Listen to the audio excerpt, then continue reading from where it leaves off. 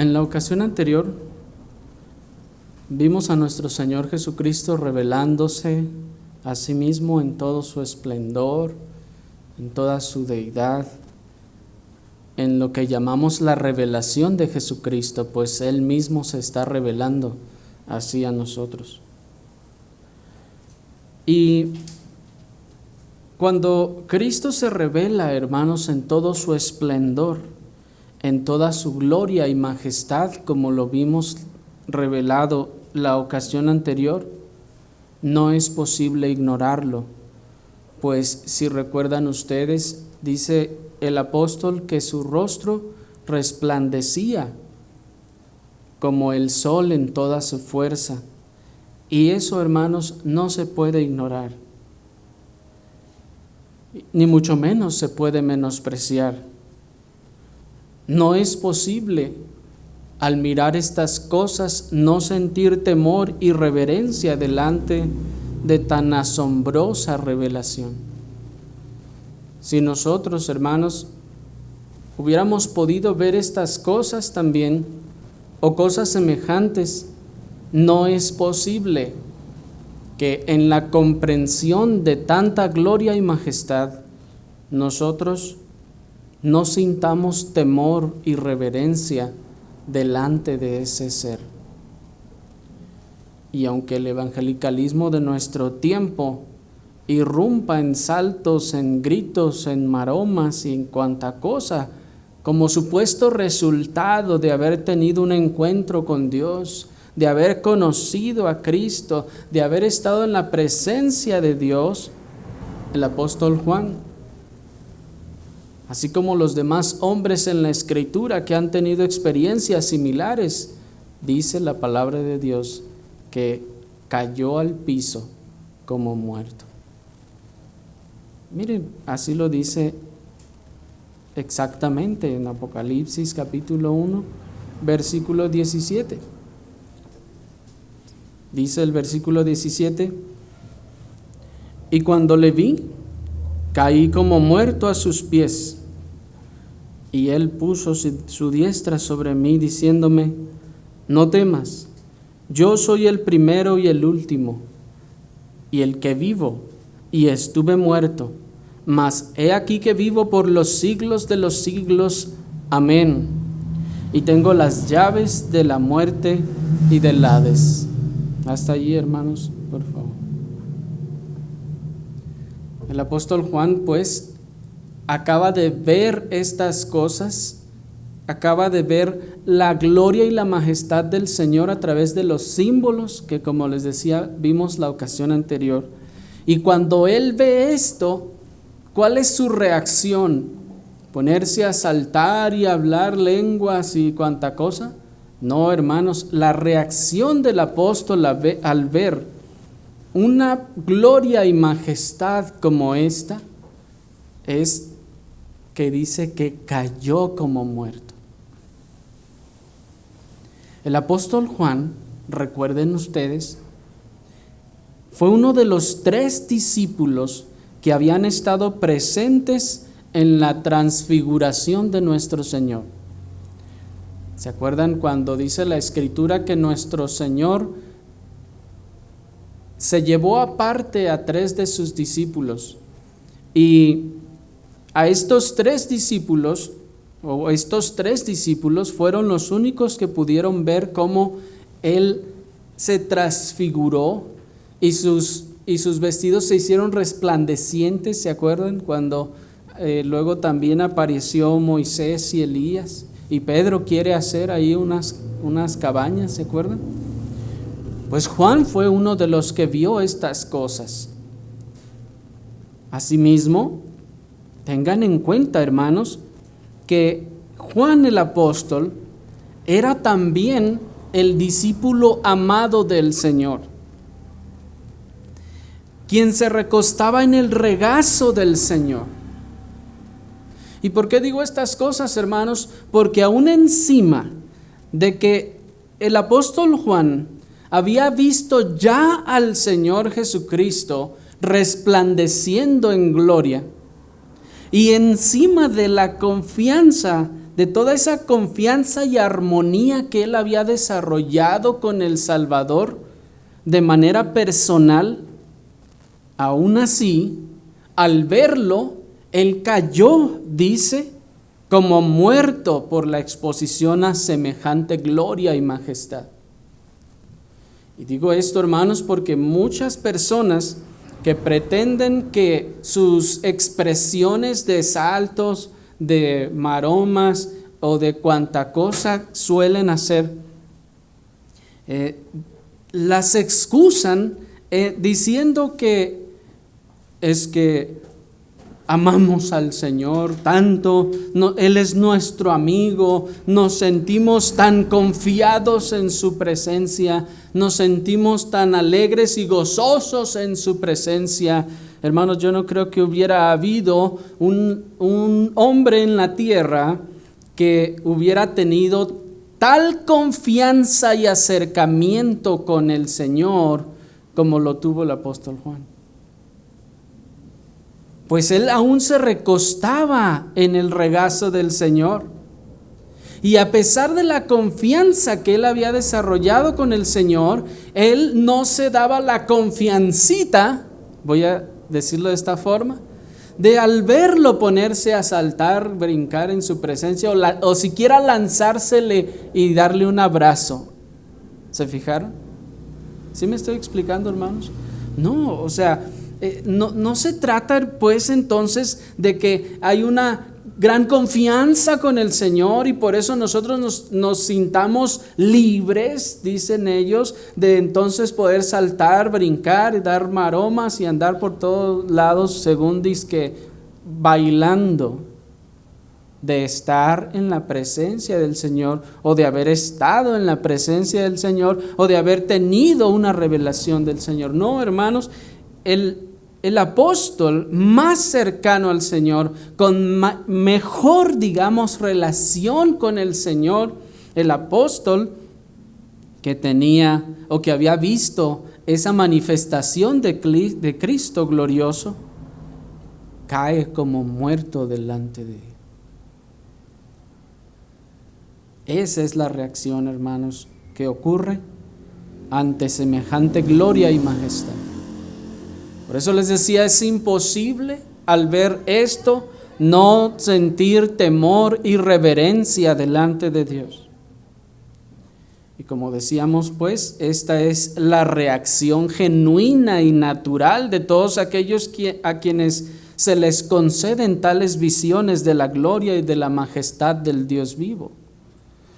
Les voy a dar 3 ejemplos. Está el ejemplo de Isaías en Isaías 6:5 que dice así: entonces dije, dice Isaías, ay de mí que soy muerto, porque siendo hombre inmundo de labios y habitando en medio de pueblo que tiene labios inmundos, han visto mis ojos al Rey, al Señor de los ejércitos. ¿Qué hace Isaías? Dice, ay de mí, ya estoy muerto. Ezequiel hace lo mismo cuando dice en Ezequiel capítulo 1 versículo 28, como parece el arco iris que está en las nubes el día que llueve, así era el parecer del resplandor alrededor. Esta fue la visión de la semejanza de la gloria del Señor. Y cuando yo la vi, me postré, o en el original, caí sobre mi rostro y oí la voz de uno que hablaba.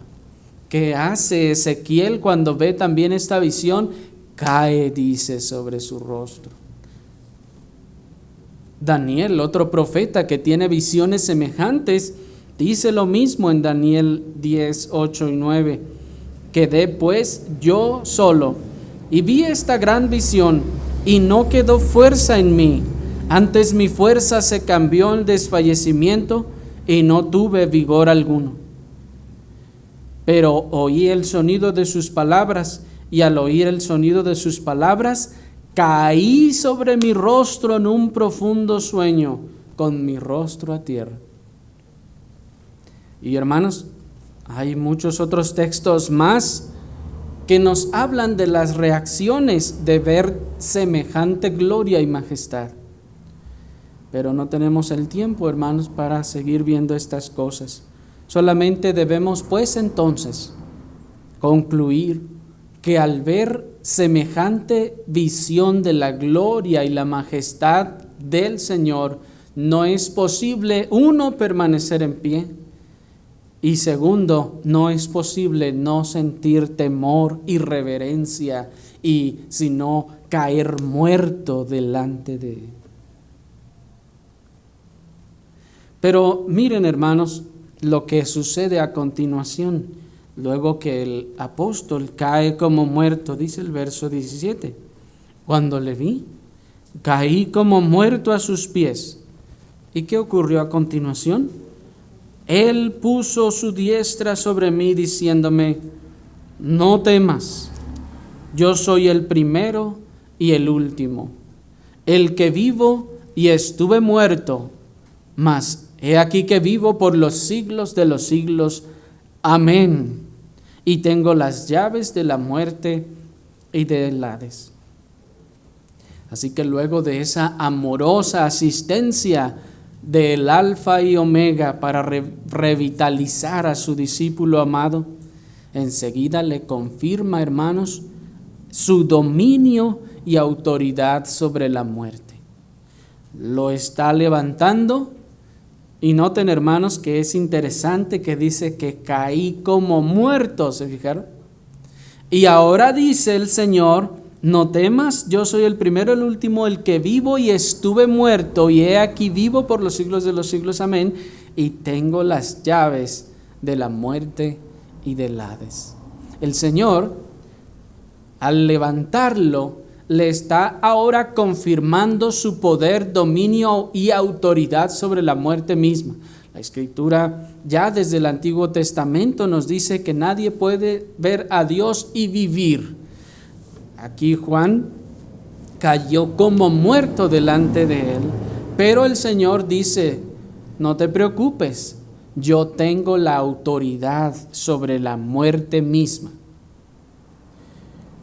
Pues miren las palabras de autoridad que el Señor le dice: yo tengo las llaves de la muerte y del Hades. Bueno, hermanos, ¿por qué decimos que el Señor está confirmándole su autoridad y poder sobre la muerte? Porque las llaves simbolizan la autoridad, el poder y el dominio.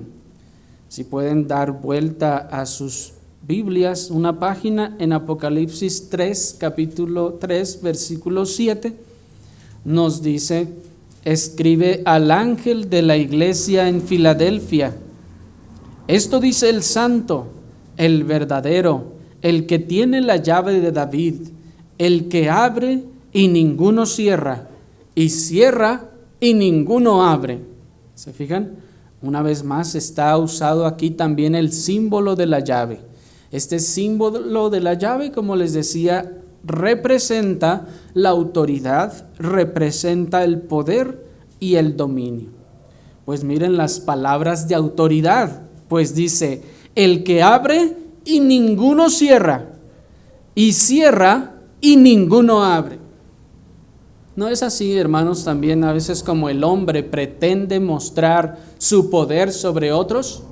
Aquí se hace lo que yo digo, y como yo lo digo, y cuando yo lo digo, y nadie me puede contradecir. ¿No hace el hombre aún así para manifestar según su poder, su dominio, su autoridad? Pero, hermanos, aquí el Señor está diciendo: cuando yo abro, nadie puede cerrar. Y nadie es nadie, ni en el cielo ni en la tierra. Dice el Señor: cuando yo cierro las cosas, nadie puede abrirlas. Y en el caso de Apocalipsis 1:18, nos dice que esas llaves corresponden a la muerte y el Hades. ¿Se fijaron? De tal manera, hermanos, que si el Señor Jesucristo ha determinado que, digamos que algún enfermo termine su vida por medio de esta enfermedad, terminará su vida por medio de esa enfermedad. Hagan lo que quieran, su vida terminará. Decreten, griten, bailen, salten, ayunen, hagan lo que quieran. Él ha cerrado y ninguno podrá abrir. Y esto es muy importante, hermanos, pues nos habla de la autoridad y la soberanía de este Señor glorioso.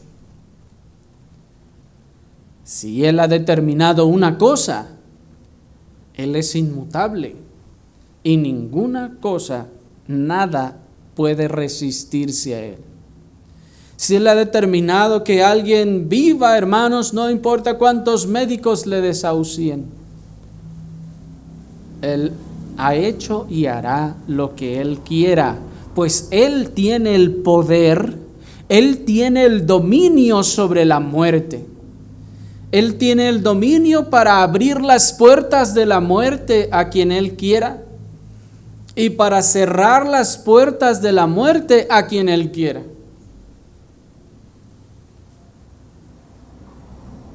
Estas llaves, pues, representan su poder y autoridad para enviar a la muerte a quien Él desee, pero también para sacar de la muerte a quien Él le plazca, hermanos. Cristo tiene autoridad para sacar y llamar de entre los muertos a quien Él le plazca. Pues, hermanos, recuerden que así lo hizo con el hijo de la viuda de Naín, ¿se acuerdan? Ya lo llevaban en el féretro al panteón y entonces se encontraron con el Señor. ¿Y qué hizo el Señor? Le llamó desde la muerte, porque Él tiene el poder, el dominio, tiene las llaves sobre la muerte y el Hades. Recuerden también aquella niña de 12 años, la cual todos ya estaban llorando y diciendo que estaba muerta y el Señor dijo que dormía, ¿se acuerdan? Y todos se burlaban de Él. ¿Qué hizo el Señor? Mostró una vez más su poder y su dominio sobre la muerte. ¿Qué pasó con Lázaro? Tenía ya 3 días de estar allí sepultado, ¿se acuerdan? Ya olía. ¿Y qué hizo el Señor? Dijo, cuando yo abro, nadie puede cerrar. Y cuando yo cierro, nadie puede abrir. Y desde el lugar en donde se encontraba Lázaro, escuchó la voz del Hijo de Dios llamándole. La autoridad poderosa que le decía, levántate y vuelve acá. ¿Y qué hizo? Volvió. Pero su poder y dominio sobre la muerte, hermanos, y sobre el estado intermedio, se manifiesta con mayor gloria en la resurrección de sí mismo.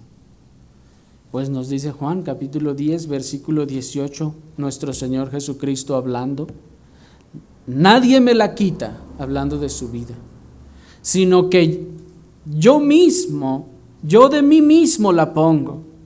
Tengo poder para ponerla y tengo poder para volverla a tomar. Este mandamiento recibí de mi Padre. Aquí está el Señor otra vez mostrando su poder y su autoridad sobre la muerte, aún la muerte propia. ¿Me explico? Él mismo murió ciertamente. Hermanos, y esta es una realidad que puede sonar muy básica, pero el Señor murió real y verdaderamente. Si quieren usar el término, murió clínicamente. Pero Él tiene el poder para resucitar. Pues dice, tengo poder para ponerla y tengo poder para volverla a tomar. Aquí pues está ese poder y esa autoridad representado por las llaves de la muerte y del Hades. Pero nuestro texto también expresa la palabra Hades, ¿se fijaron? De hecho es la última palabra del versículo 18, la muerte y el Hades. Y en este lugar, hermanos, en este versículo, la palabra Hades no debe entenderse como el infierno, como se traduce esta palabra en muchos lugares. Esta palabra Hades fue una palabra que, al igual que Apocalipsis, no fue traducida, al menos en la versión 60. La versión Reina Valera antigua, si no recuerdo mal, sí traduce esta palabra, y en otros lugares se ha traducido como infierno. Cuando la palabra Hades aparece, hermanos, en otros lugares, de hecho la versión antigua tiende a traducirla la mayor parte de las veces como infierno. Ya la versión 60 corrigió muchas de esas traducciones, pues en un sentido interpretativo, el texto no trataba de señalar el lugar de tormento o el lugar en donde se paga por los pecados. Pero en esta ocasión, hermanos, la palabra Hades, que es una palabra griega, no debemos entenderla como infierno.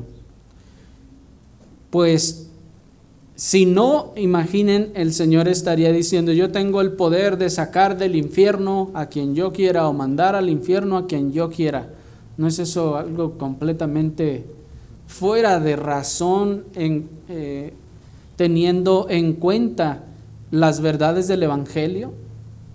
Es algo que es completamente que no tiene que ver con el Evangelio. ¿Se fijan? Es opuesto a las verdades evangélicas. Si la Escritura ya nos ha enseñado que la salvación es únicamente a través de la obra de Cristo, y que ésta se obtiene solamente en este lapso de que el hombre está con vida, pues una vez muerto ya nada se puede hacer. Hermanos, esto sería contradictorio. Y entonces, ¿qué significa la palabra griega Hades? Bueno, aunque la palabra griega Hades es la misma que se usa para llamar a aquel personaje de la mitología griega, Hades, hermano de Zeus, hijo de Cronos, la expresión, hermanos, aquí Hades no se refiere evidentemente ni a ese personaje, ni se refiere al lugar mítico de los griegos, a donde ellos pensaban o enseñaban que se iban los muertos, sino más bien esta palabra está más asociada con la muerte que con algún lugar mitológico. En este sentido, este es uno de los lugares en donde la palabra griega Hades adquiere una equivalencia casi más exacta que en los otros textos a la palabra hebrea Seol. La palabra hebrea Seol, ustedes saben que en el Antiguo Testamento se usa mucho, tanto como para expresar la tumba literalmente, como para expresar también el lugar a donde van los muertos. Esta palabra Hades se compone del prefijo a y des. A es una posición y des significa o viene de una palabra que significa visión o vista o algo que se puede ver, o algunos han dicho que también es iluminación. De tal forma que en un sentido muy literal y básico, Hades sería el lugar donde no se puede ver, o un lugar de completa oscuridad, de donde algunos han traducido esta palabra como el lugar en donde no se ve, o el reino de tinieblas, en donde los muertos están. Así pues, tampoco debe entenderse la palabra Hades como un lugar literal en el centro de la tierra, como en muchos lugares se cree, sino más bien, hermanos, esta palabra Hades, como les decía, debe entenderse como el equivalente de la palabra hebrea Seol, que esto es la tumba, el lugar a donde van los muertos en el estado intermedio. Así pues, el Señor está diciendo que Él tiene poder y potestad sobre todos los que terminan muertos y sobre todo lo que ocurre después de la muerte para llamar a quienes Él quiera a la vida o enviarlos a la muerte. ¿Sí me explico? Haciendo un contraste entre los vivos y los muertos. El Señor tiene poder entonces para traer usando una expresión literaria, de la tierra de los muertos a la tierra de los vivos y de la tierra de los vivos a la tierra de los muertos. ¿Sí me explico? Es en ese sentido que debemos pues entender esta palabra Hades. Pero miren, hermanos, cómo sigue diciendo nuestro texto, verso 19. Escribe las cosas que has visto y las que son y las que han de ser después de estas. El misterio de las 7 estrellas que has visto en mi diestra y de los 7 candeleros de oro. Las 7 estrellas son los ángeles de las 7 iglesias y los 7 candeleros que has visto son las 7 iglesias. Hasta ahí. Bien, hermanos, aunque nuestro versículo 20 primeramente menciona el misterio de las 7 estrellas, vamos a ver, hermanos, por el orden que llevamos, primeramente vamos a ver el misterio de los 7 candeleros, ya que estos ya habían aparecido, si ustedes recuerdan, ya habían aparecido estos 7 candeleros versículos atrás, en el versículo 12, ya los habíamos visto allí, pero los habíamos dejado guardados para poder verlos un poco más adelante, y esta es la ocasión. Después vamos a ver al final el misterio de las 7 estrellas. Antes que nada, hermanos, quiero recordarles que la palabra misterio, esta palabra que viene en el verso 20, el misterio, esa palabra misterio viene de la palabra griega mysterion, que significa algo oculto o algo, como ya vimos, que subyace debajo de la superficie. Y esta palabra misterio que encontramos aquí es la misma palabra griega que se usa en Mateo capítulo 13 versículo 11, cuando nuestro Señor Jesucristo les dice a los discípulos: porque a vosotros os es dado saber los misterios del reino de los cielos, mas a ellos no les es dado. Ya vimos al principio, recuerdan ustedes, que esta revelación es una revelación dada en misterio, de la cual el Señor nos está haciendo saber. Un misterio es algo que está oculto y que no se podría entender si alguien no me lo explica. ¿Sí? Y hermanos, debemos ver como algo significativo que es exactamente la misma palabra griega que nuestro Señor Jesucristo usa cuando dice: a vosotros sí les es dado saber los misterios del reino, mas a ellos, es decir, a los incrédulos, no.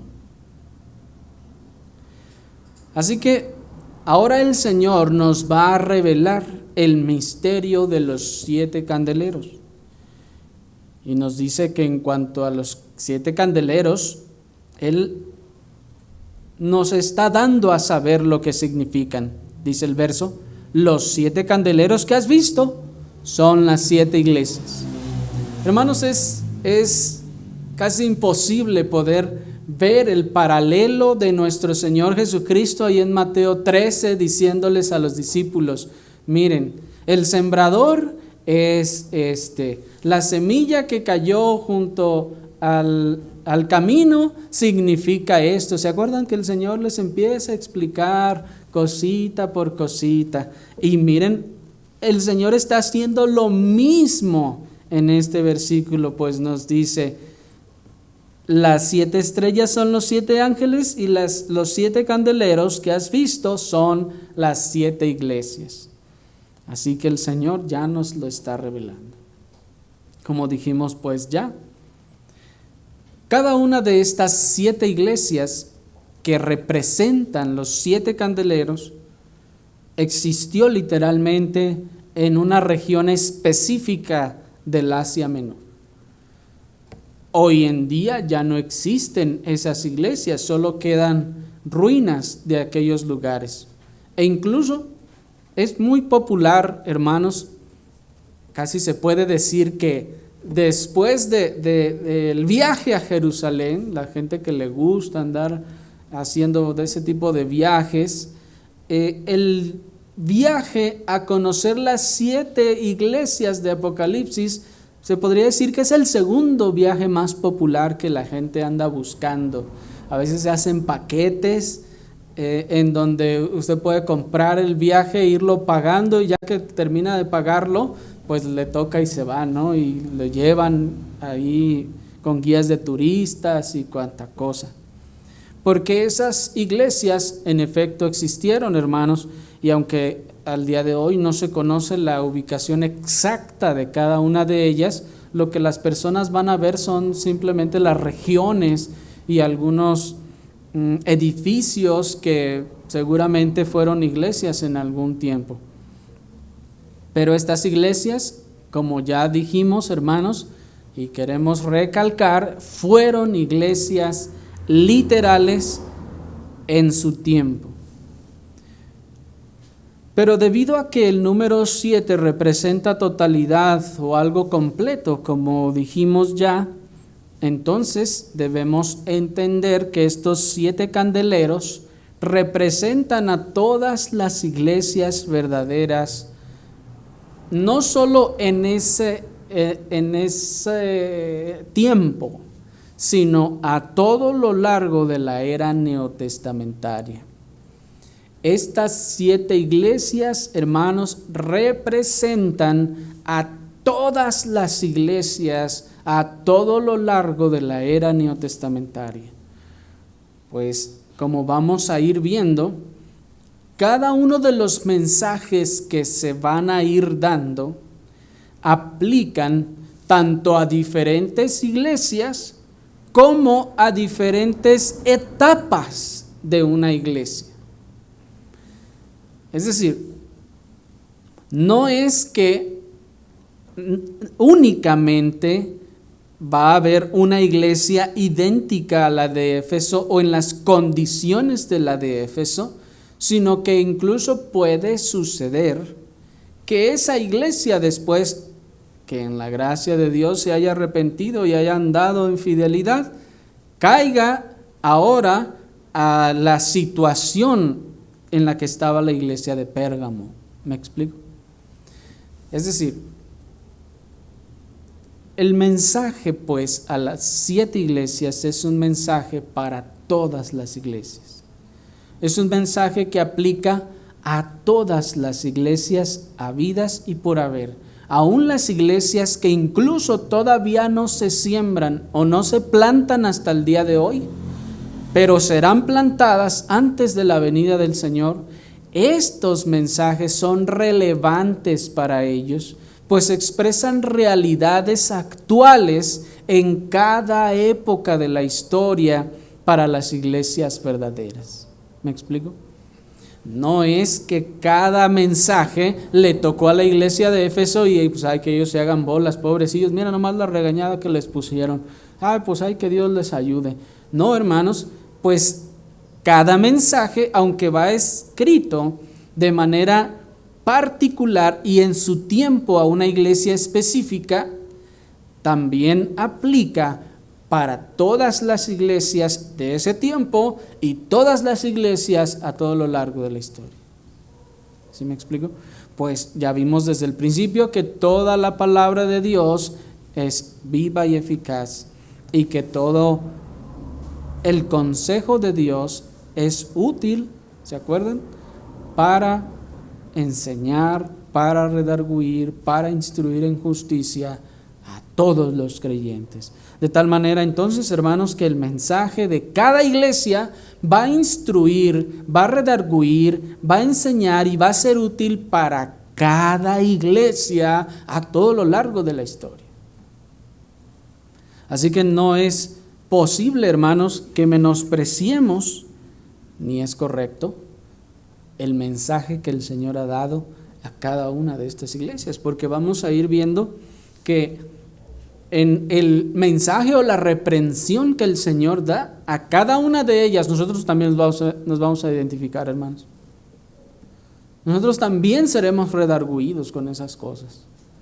Nosotros también nos daremos cuenta que en alguna u otra forma, en una o en otra medida, hemos caído en pecados como los que se mencionarán. Así pues, el mensaje a todas estas iglesias no es específicamente o únicamente a ellas, sino a todas las iglesias de la era neotestamentaria. Pero decíamos que las iglesias son representadas por candeleros. ¿Por qué las iglesias son representadas por candeleros? Bueno, 3 razones. La primera de ellas es porque su función, la función de la iglesia, es ser portadoras de luz al mundo. Nos dice Mateo 5:14, vosotros sois la luz del mundo. Una ciudad asentada sobre un monte no se puede esconder.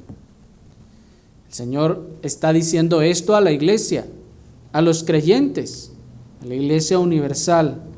Vosotros sois la luz del mundo. La iglesia pues es la portadora de luz. ¿Y qué es un candelero? Sino un portador de luz en el sentido literal. Alguien toma un candelero en la noche, bueno, en aquel tiempo cuando no había electricidad, cuando no había todo lo que tenemos hoy en día, pues alguien encendía un candelero y lo llevaba para estar aluzando, para ver lo que está ocurriendo. De esta forma, así como el candelero porta la luz, el candelero en sí mismo no es la luz, sino que porta la luz. ¿Se dieron cuenta? Así pues, esa luz alumbra pues al mundo. De donde entonces entendemos que las iglesias verdaderas son antorchas de luz en medio de la oscuridad del mundo. Este es el mensaje del símbolo, que las iglesias verdaderas son antorchas de luz en medio de la oscuridad del mundo. Que las iglesias verdaderas son faros de luz para iluminar los lugares en donde fueron puestas. Imaginen, niños, todo un mundo lleno de tinieblas y el Señor escoge poner un candelero en un lugar. Pues ese candelero, a medida que brille más, iluminará un sector mayor del lugar o la región en donde fue puesto. ¿Por qué las iglesias son representadas por candeleros? En segundo lugar, porque la iglesia es columna y sostén de la verdad que es la palabra de Dios. Si la Escritura nos enseña que la iglesia es columna y baluarte de la verdad, esto es que la iglesia es columna y es sostén de la verdad, que a su vez la verdad es la palabra de Dios y que a su vez también es representada como lámpara a nuestros pies. ¿Se acuerdan del Salmo 119, 105? Lámpara es a mis pies tu palabra. Entonces, hermanos, las iglesias verdaderas son lámparas encendidas para dar luz en medio de las tinieblas donde fueron puestas. Las iglesias verdaderas son candeleros luminosos para iluminar a sus conciudadanos en la verdad de Dios. Hermanos, las iglesias tienen pues luz para iluminar a sus conciudadanos en cuanto a la verdad de Dios. Y en ese sentido, hermanos, recuerden ustedes que la iglesia no solo es la reunión de los cristianos, no solo es la asamblea, es decir, el momento en el que se reúnen los cristianos, sino es la asamblea per se, es la asamblea por sí misma. De tal manera que cuando usted se va a trabajar allá al campo, la iglesia está trabajando allá también en el campo. Cuando usted se va a trabajar allá en la industria, la iglesia está trabajando en la industria.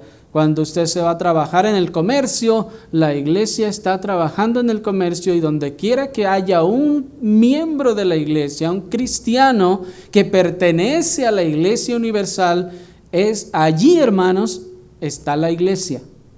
¿Sí? En ese sentido, la iglesia tiene un sentido extensivo, de tal forma que la iglesia no solo es luz cuando se reúne en los días que ha acordado, no solo en el día del Señor, sino en los días que se reúnan entre semana. Es decir, no es que la luz solo está en este sitio y en este día, o en los días que nos reunimos y solo aquí alrededor de esta colonia. No, la luz se va con usted allá a su trabajo y allá en donde quiera que usted esté. Allá está la iglesia y allá está la luz, o al menos es donde debe estar. Y allí usted debe estar iluminando a los que le rodean acerca de la verdad de Dios. ¿Por qué las iglesias son representadas por candeleros? Porque están supuestas a mostrar, en tercer lugar, la luz de Cristo a través de su conducta. En tercer lugar, es porque están supuestas a mostrar la luz de Cristo a través de su conducta, pues nos dice Mateo 5:15 al 16, ni se enciende una luz y se pone debajo de un almud, sino sobre el candelero. De hecho, esta palabra candelero es la misma palabra griega que encontramos en Apocalipsis capítulo 1 y capítulo 2. Dice, ni se pone una luz y se pone debajo de un almud, sino sobre el candelero, y alumbra a todos los que están en casa. Y luego dice el 16, así alumbre vuestra luz delante de los hombres, para que vean vuestras buenas obras y glorifiquen a vuestro Padre que está en los cielos. ¿Se fijan, hermanos? Así que la luz de la iglesia no solo está para manifestarse cuando nos reunimos, porque por lo general tendemos a tranquilizarnos de esa forma y decir, bueno, sí, la iglesia es luz. Ah, qué bueno, cuando estamos allá somos luz. Oh, qué gozo es eso. Pero no, espéreme. Cuando usted se va a su casa, la luz se fue con usted. Usted es la luz. Usted debe estar siendo la luz. Usted debe estar iluminando de tal forma que sus buenas obras, dice, glorifiquen a vuestro Padre. No significa que usted tiene que estar por toda la calle dándole dinero a todos los que estén pidiendo limosna. No, esas no son las buenas obras. Estamos hablando, hermanos, que las iglesias verdaderas son candeleros encendidos para mostrar a los hombres que le rodean la luz que emite la justicia, para mostrar a los hombres que les rodean la luz que emite la honestidad, para mostrar a los hombres que les rodean la luz que emite la verdad y todas las virtudes de la gracia de Dios. Porque todas las virtudes de la gracia de Dios, hermanos, emiten esa luz en medio de un mundo de tinieblas cuyas tinieblas son representadas por su conducta también. ¿Sí me explico? Así pues, toda iglesia verdadera es un candelero de oro en el lugar donde fue puesto. Es un faro de luz en su ciudad. Y noten, hermanos, que dice que es de oro. No dice un candelero de barro, pues ya la Escritura sí nos ha dicho que la verdad ha sido puesta en vasos de barro. Sí, pero en este caso dice que el candelero es de oro. Noten que no es de plata, ni de bronce, ni de ninguna otra cosa, sino de oro. Lo que entonces nos apunta, hermanos, al valor que tiene la iglesia en los ojos de Dios, en los ojos de Cristo, en medio de las tinieblas. Muchas veces muchos de los que se dicen cristianos se avergüenzan de que los demás se den cuenta de sus compañeros que son cristianos, porque piensan o tienen una idea, no sé, de que ser cristiano es ser alguien inferior a los demás. Pero no se trata, hermanos, de superioridad, pero la Escritura nos dice que la iglesia es un candelero de oro en medio de un mundo de tinieblas. La Escritura nos dice que la iglesia entonces es valiosa como el oro en medio de las tinieblas. Una iglesia verdadera, hermanos, es lo más valioso que puede haber en una ciudad. Una iglesia verdadera es lo más valioso que puede haber en un pueblo, en una región, en el lugar en donde esté. Y sobre todo, hermanos, ahora que vemos cómo abundan las iglesias cuyo candelero ha sido retirado. Bueno, eso lo vamos a ver un poco más adelante. Pero los que han tratado de buscar o de encontrar iglesias sanas se darán cuenta, hermanos, que no es sencillo. Por lo general, la gente se deja llevar por el tamaño de la congregación, o por la influencia, o el edificio, o por las actividades sociales, o muchas otras cosas. Pero, hermanos, la iglesia que de verdad vale es aquella que sigue sosteniendo la luz, es aquella que sigue emitiendo luz, la luz de la sana palabra de Dios, y cuyos congregantes o miembros siguen siendo luz en donde quiera que están. Esas son las iglesias de oro, esas son las iglesias que valen. Cada iglesia local, pues, entonces, es un candelero de luz brillante en su localidad y representa el avance de la luz en medio del mundo de tinieblas. A medida que el Señor pone un candelero un poquito más allá, la luz se extiende para iluminar. Pero este candelero debe estar iluminando. De otro modo, hermanos, imaginen, ponen un cerillito un poquito, unos 3 metros más para allá, pues como que no va a ayudar mucho. La luz debe iluminar con intensidad. Y esto, otra vez, hermanos, quiero insistir, no debemos pensar que la iglesia como conjunto únicamente es lo que va a iluminar. No, es usted. Es usted como individuo quien debe iluminar en su entorno en donde esté. Así es como ilumina la iglesia. Veamos pues, hermanos, por último, el misterio de las 7 estrellas. Dice el verso 20, el misterio de las 7 estrellas que has visto en mi diestra y de los 7 candeleros de oro. Las 7 estrellas son los 7 ángeles de las 7 iglesias.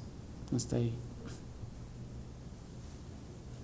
En cuanto al misterio de las estrellas, como se habrán dado cuenta ya, nuestro Señor Jesucristo también ya nos ha dado a saber el misterio del reino. Ya nos explicó, las 7 estrellas son los 7 ángeles de las iglesias. Ahora, ¿quiénes son esos ángeles? ¿Significa entonces que cada iglesia tiene un ángel guardián? ¿O se refiere a los ángeles que se dice que acampan en derredor nuestro? O como en ciertos lugares se dice que cuando Está la iglesia reunida, los ángeles rodean la iglesia y están ahí adorando también con la iglesia al Señor. ¿No se referirá a esas cosas, hermanos? ¿Las iglesias tienen ángeles guardianes? No, no necesariamente. La palabra ángel que encontramos aquí, al igual que la palabra Hades, como vimos, y al igual que la palabra Apocalipsis, como vimos, fue otra palabra que no se tradujo del idioma original. La palabra ángel no se tradujo del idioma original. La palabra ángel es la transliteración fonética de la palabra griega ágelos, que significa mensajero o enviado. Esto es, alguien que es enviado con un mensaje.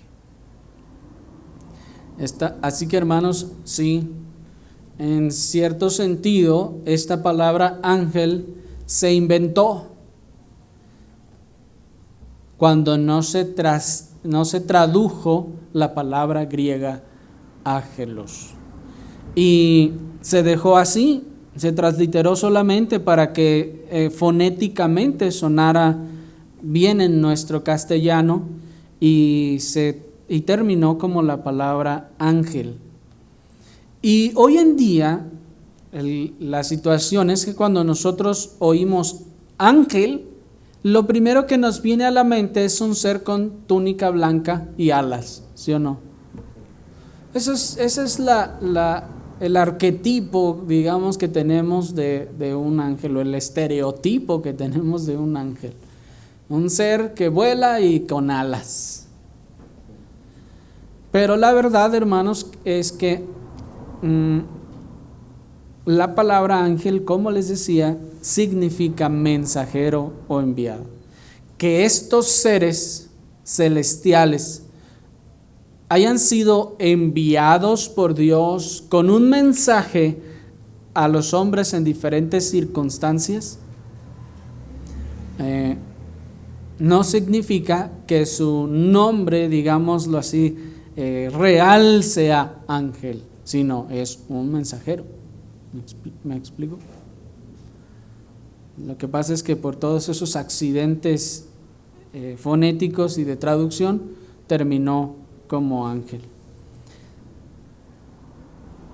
Ahora, pregunta: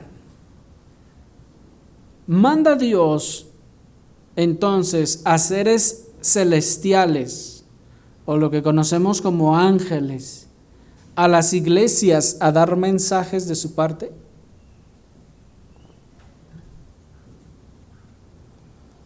Miren cómo dice el capítulo 2, versículo 1.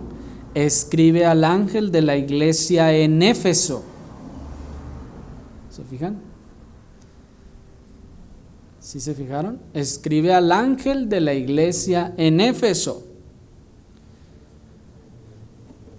Ahora, si se trata de ángeles o esos seres celestiales que conocemos como ángeles, ¿por qué el Señor, estando allá con ellos, le revela a Juan acá en la tierra lo que debe suceder y el mensaje para que Juan se lo regrese al ángel que está allá en el cielo adorando al Señor?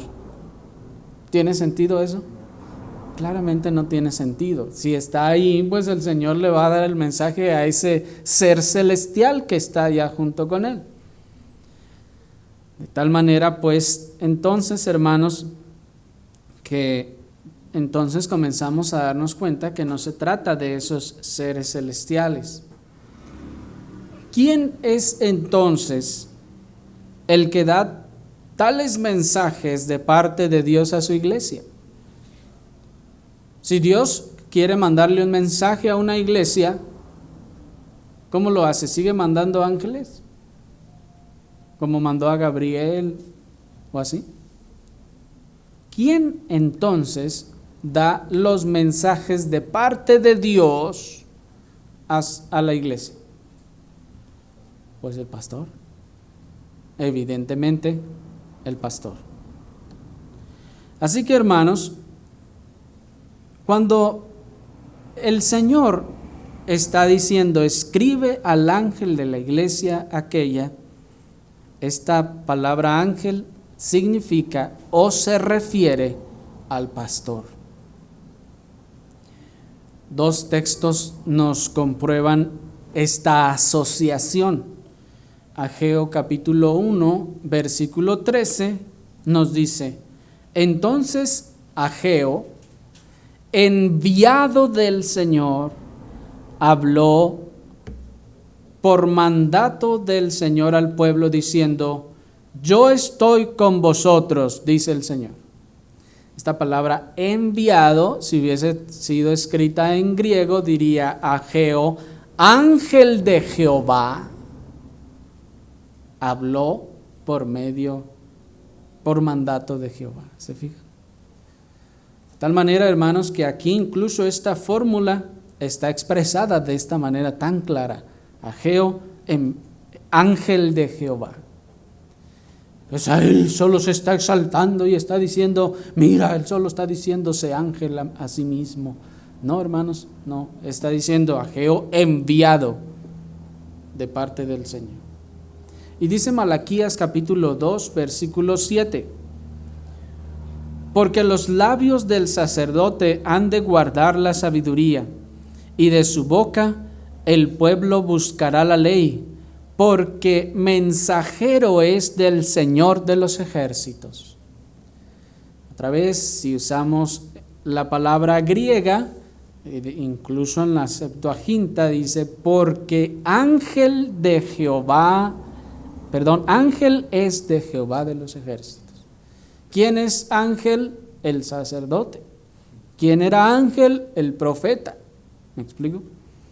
Y en ese sentido lo que pasa es que más bien nosotros en nuestra mente asociamos esa palabra ángel con el ser celestial, superior ciertamente a nosotros, pero esto, hermanos, no necesariamente es así. Recuerden, estamos hablando de símbolos y en este caso es un símbolo que no se tradujo, o la palabra griega que no se tradujo. De tal manera que el ángel de la iglesia en Éfeso, hermanos, es el pastor de la iglesia de Éfeso. Cuando Apocalipsis 2:1 nos dice, escribe al ángel de la iglesia en Éfeso, está diciendo, escribe al pastor de la iglesia en Éfeso. Cuando el texto nos dice, escribe al ángel de la iglesia en Filadelfia, nos está diciendo, escribe al pastor de la iglesia en Filadelfia, y así sucesivamente. ¿Por qué ha de escribir al pastor y no a la iglesia? Bueno, porque los pastores de las iglesias locales son los medios que Dios usa para hacer llegar su mensaje a la iglesia local en esta economía. Pues ya que ya no hay profetas ni apóstoles, sino pastores maestros y maestros,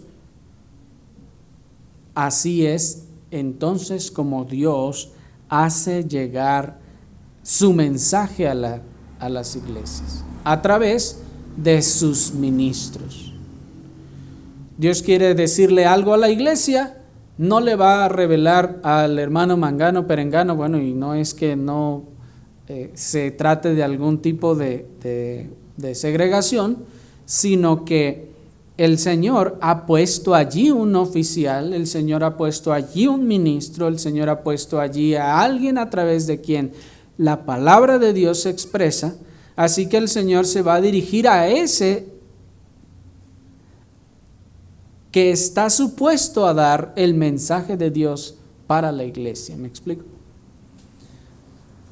La autoridad que el Señor le ha conferido como oficial de la iglesia le dará la autoridad o la confianza a todos los hermanos de que el mensaje que se está dando viene ciertamente de parte del Señor. Se para un hermano en ciertos lugares en donde, por ejemplo, todavía creen que hay profetas y es una persona que no da muy buen testimonio, pocas veces viene a la iglesia y de repente se para y dice, el Señor me habló que debemos hacer esto otro. Hermanos, ¿le vamos a dar credibilidad a una cosa así? En cambio, hermanos, Dios, que es un Dios de orden, quien ha puesto a los pastores y maestros para esta labor y este oficio, el Señor va a hablar y se va a dirigir a la iglesia a través de los pastores. ¿Me explico? Se escribe también al ángel porque él es el que está en autoridad para corregir también aquello que ande mal en la iglesia. Porque el Señor le escribe al ángel y no le escribe a la iglesia, porque en la economía neotestamentaria, hermanos, recuerden, donde están los pastores y maestros como oficiales en la iglesia, también los diáconos, pero en este caso son los pastores y maestros. A ellos dice la Escritura que es a quienes Dios dio autoridad en la iglesia. Son los que corrigen las cosas que anden mal en la iglesia. Por eso Dios les dio autoridad, para que puedan corregir lo que esté mal.